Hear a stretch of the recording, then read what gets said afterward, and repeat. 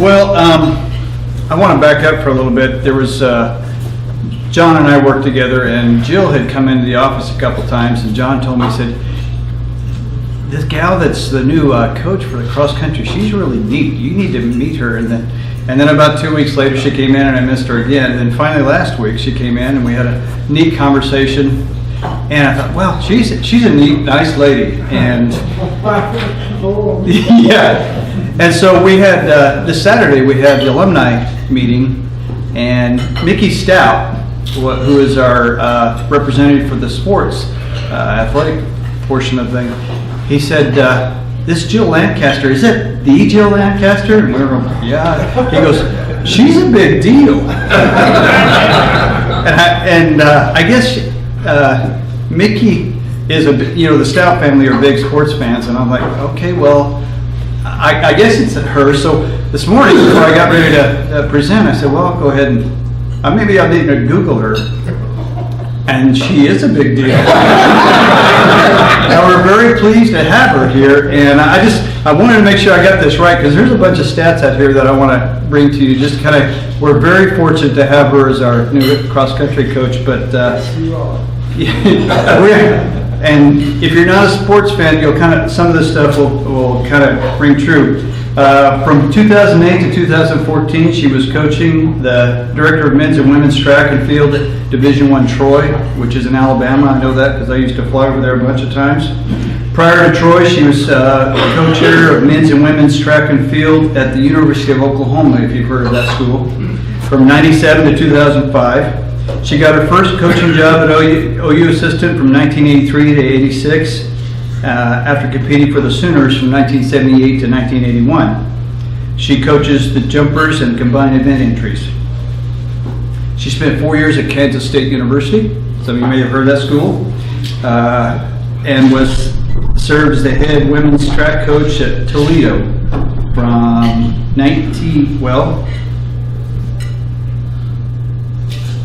I get it. What were the years? I had it. Okay.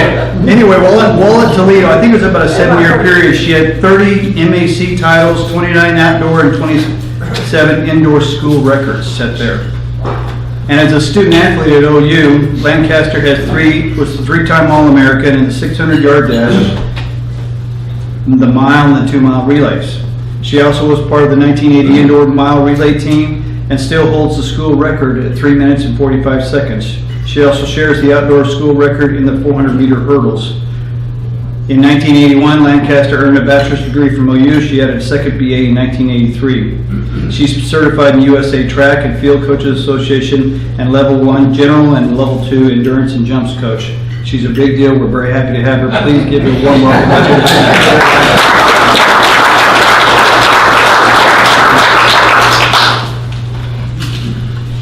Didn't think you'd notice the weight gain from 8th grade. Big deal.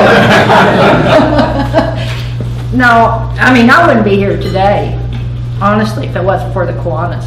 I started with Durward Brown. I ran on the grass track by the Holder Wellness Center, and I couldn't make the team in anything, absolutely nothing. But what was there was opportunity. And I see that as our jobs for our youth today.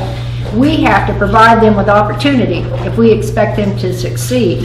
And most of the time, the opportunities are there. They need that shove and that vote of confidence. More and more today, we find students and athletes that are very good at what they do, but their expectations are so high, they set themselves up for failure, and they do not know how to handle it. So I am so thankful for the programs that exposed me to track and field. So many events that I could pick and choose where no one was competing actually when I first started, so I could get on the bus, and that's true. Is anybody high jumping? No, I'll do it. Anybody long jump? I'll do it. And that's how I learned. But I wasn't told no. What if they had said, no, you can't do that, you don't know how? That would have been a sad day, But I started with this group, and I kept with this group even when I went to Carmen. My dad taught at the college, and once he went into administration, part of the deal was you take the 3 kids from Alva and you come with us. So we moved to Hopeton, and we're finished up at Carmen. But even when I was there, I still ran the AAU summer program with the Kiwanis. I went to an old steel box and found it. Larry Parker was there, Nelson Myers and Bill Ridings. And then that started prompting all the other names. Troy O'Hare taught me to high jump at the middle school in the back there. And then Jack Davison at the high school. You know, there are so many people that are linked to this situation. But where did it all start? With the Kiwanis Track Club in Durward Brown. So I feel like I've come full circle. I've done my career. I have been all over, and it's brought me back home. And I'm getting to give back from what I've gained. And that's incredible. If you can't appreciate all those who have reached out to you, and it's your time to give back, it's a sad day. So I feel very blessed that Dr. Cunningham, and I always say Coach Franz, I never say, I'm sorry, in the coaching world it's hard to put a title to that, to have the confidence in me to try to get this cross-country program going. And yes, we have a cross-country program, but the need to recruit and get the athletes in here is a priority. And that's what I have been burning the roads up. I went through 500 business cards from January to May. And we don't have them yet, but they know who we are, I can tell you that. And the reaction from the community was great. They're so happy that the program's going, and it's incredible. You know, we're going to have some growing pains, because cross country from high school, the men will run a 5K, 3.1, the women will run 2 miles. Now, we've got all this young group jumping in, they're going to have to go up and run longer. The women moved to a 5K, and the men moved to a 8K. So all of a sudden, they're going to have to go. So in our recruiting process, we were fortunate enough to bring in 2 junior college athletes on each side, the men and women, who have experience at the junior college national level even. So they have that experience, and then we've packed a lot of northwestern Oklahoma into Kansas, that hard-nosed working kid that's not afraid to get busy, and they are proud to say they're going to make a difference. That's the one thing I would ask them when they were here. You're going to have to be willing to make a difference. You're going to put on a uniform and to be depended on. You're not just going to be there to hang out and be a good old buddy. And so we have attracted these kids. Many of them, it's their first year to run. Most coaches would look at time on paper and recruit. You got to find out who you're recruiting, and that's where I'm at.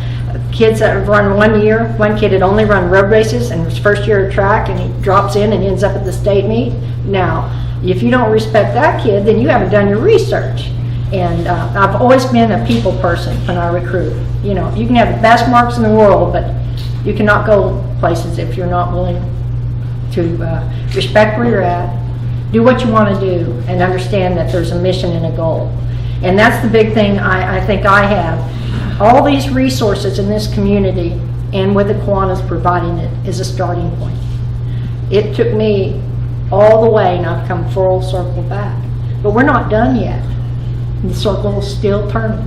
We're going to pick this up, get the community. There are so many things we can do and build on our youth program to get the students and the community in our local area to understand what cross country is about.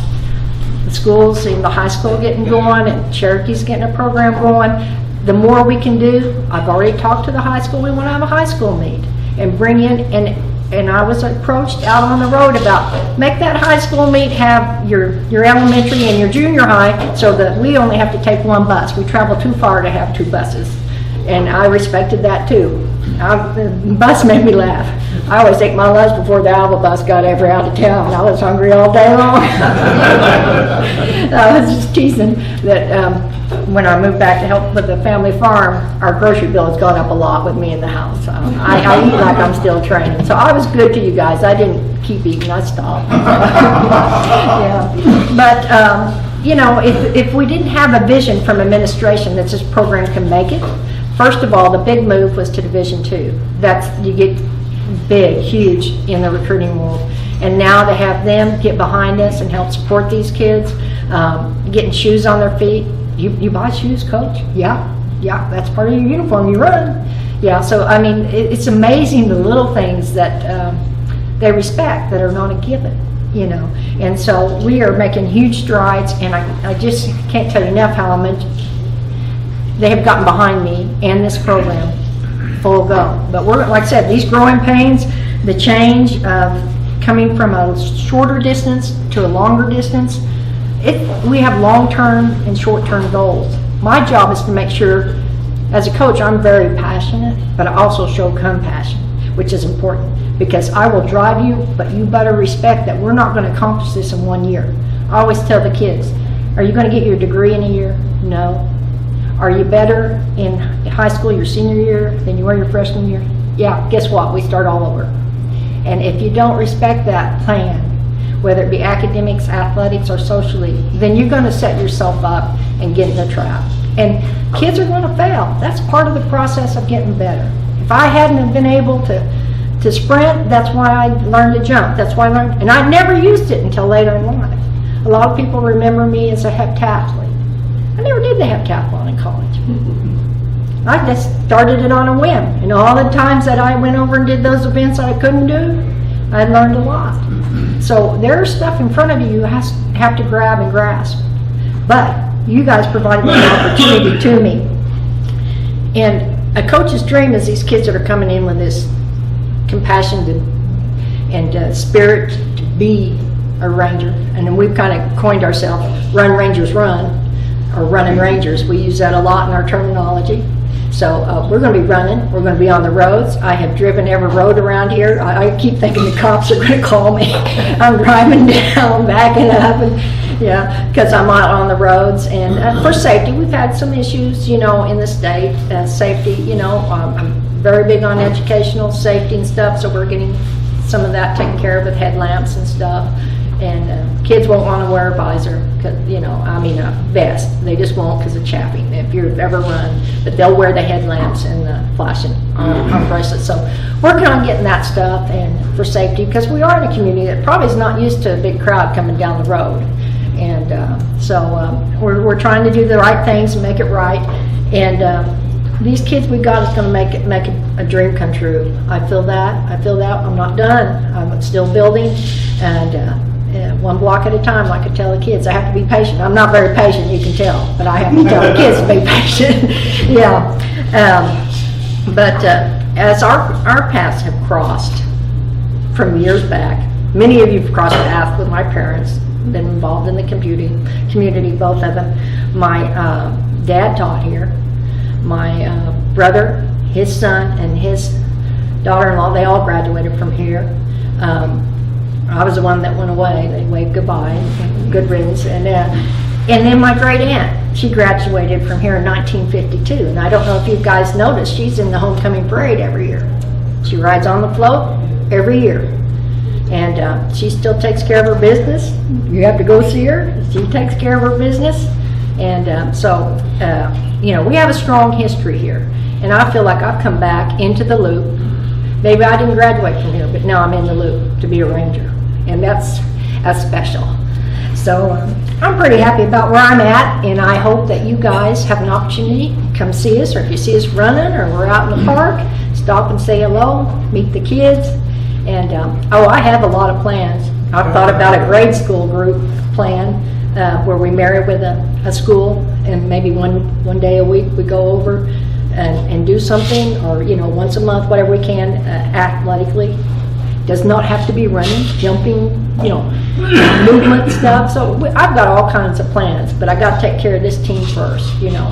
And that's where I'm at, and I could rattle all day. So if you guys have questions, I want to thank you for inviting me. I mean, I'm honored because I owe everything to you guys, you know, and gals for doing what you do. Okay, so it's come a long way. And we weren't allowed to be part of men's athletics when I went through. And people don't realize that. We were AIAW. And there were a lot of things that we weren't allowed. The scholarships men were. And so I feel like, you know, it's come full circle. It's exciting. I've seen all the change, and it's all for the better. And I'm home.